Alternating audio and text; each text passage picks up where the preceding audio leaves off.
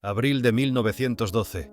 El mundo contenía el aliento ante la partida del barco más grande jamás construido, el RMS Titanic, orgullo del Imperio Británico y símbolo absoluto del progreso humano. Lo que estás viendo, se creyó durante décadas, eran los últimos minutos antes de su viaje fatal. El interior y la cubierta del Titanic minutos antes de zarpar. Pasajeros sonrientes, marineros ultimando detalles, y al centro el capitán Edward John Smith, caminando con una serenidad que hoy parece presagio. Pero la verdad detrás de estas imágenes es aún más fascinante y más engañosa. Años después, los historiadores descubrieron que este metraje no pertenecía al Titanic. Era su hermano gemelo, el RMS Olympic. Los noticieros de la época, hambrientos de exclusividad, mezclaron imágenes del Olympic y las presentaron como si fueran del Titanic. Si miras con atención, lo verás. Las placas con el nombre del barco fueron raspadas directamente sobre el celuloide. Las manchas blancas que flotan en la imagen son las cicatrices de aquel engaño. Y sin embargo, a pesar de la falsedad, el film conserva una fuerza inquietante.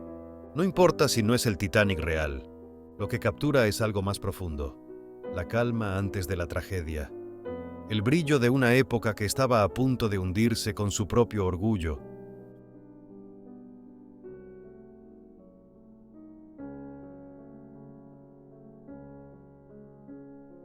El 10 de abril de 1912, el Titanic zarpó desde Southampton hacia Nueva York.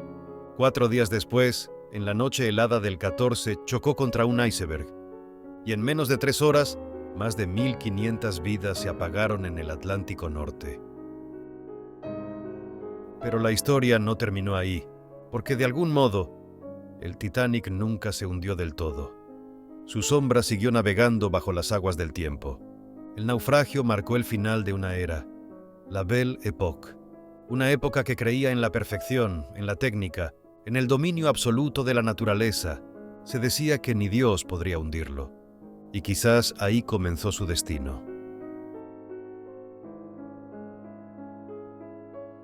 Algunos sobrevivientes contaron haber sentido un mal presagio. Soñaron con el mar tragando el barco. Escucharon sonidos metálicos en la noche, como si el océano ya estuviera llamando su nombre.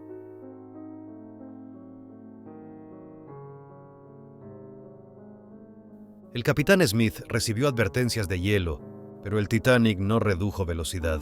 Era el barco más moderno del mundo, insumergible, invencible, hasta que el hielo habló. El impacto fue suave, casi imperceptible, pero mortal.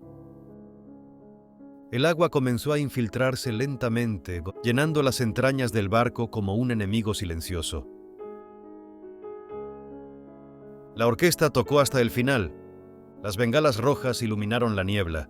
Los botes salvavidas partieron llenos o completamente vacíos. Y el océano, helado, se convirtió en tumba y testigo. Cuando el Titanic se partió en dos, no solo se hundió un barco, se hundió la fe ciega del hombre en su propia invulnerabilidad, el sueño moderno de la perfección técnica.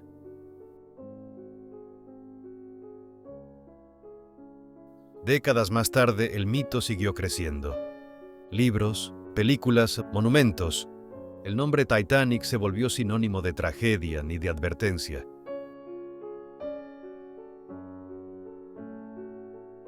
En 1985, Robert Ballard encontró sus restos a casi 4.000 metros de profundidad. Las imágenes mostraban un cuerpo roto, cubierto de óxido, devorado por el tiempo y la vida marina. Pero en esos restos había algo más que acero. Había una historia dormida, una advertencia que el mar se negó a olvidar. Algunos creen que el hundimiento fue un accidente, otros una conspiración. Pero más allá de toda teoría, persiste una sensación inquietante, que el Titanic estaba destinado a hundirse desde el principio. El mar lo esperaba. Y hoy, cuando miramos estas imágenes en blanco y negro, sabemos que no son reales, pero algo en ellas nos sigue conmoviendo, como si las almas del Titanic hubieran quedado atrapadas en cada fotograma. Quizás por eso seguimos mirándolas, porque sentimos que detrás de cada sonrisa congelada hay una historia que aún intenta contarse. El Titanic pertenece al mar, pero también a la memoria humana, a ese lugar donde el mito y la tragedia se encuentran. Nada es realmente insumergible, y cada vez que el hombre olvida esa verdad, la historia vuelve a recordársela una vez más desde las profundidades.